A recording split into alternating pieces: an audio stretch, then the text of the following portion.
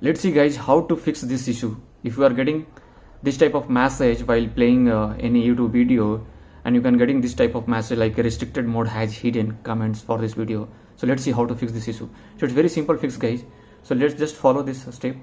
Yeah, so just go to YouTube profile icon, just tap on it, and here guys just click on the settings.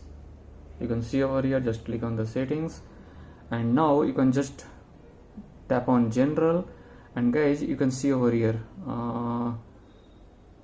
see here restricted mode is turned on. So just go for turn off guys, just tap to turn off, and after that your issue will be resolved guys.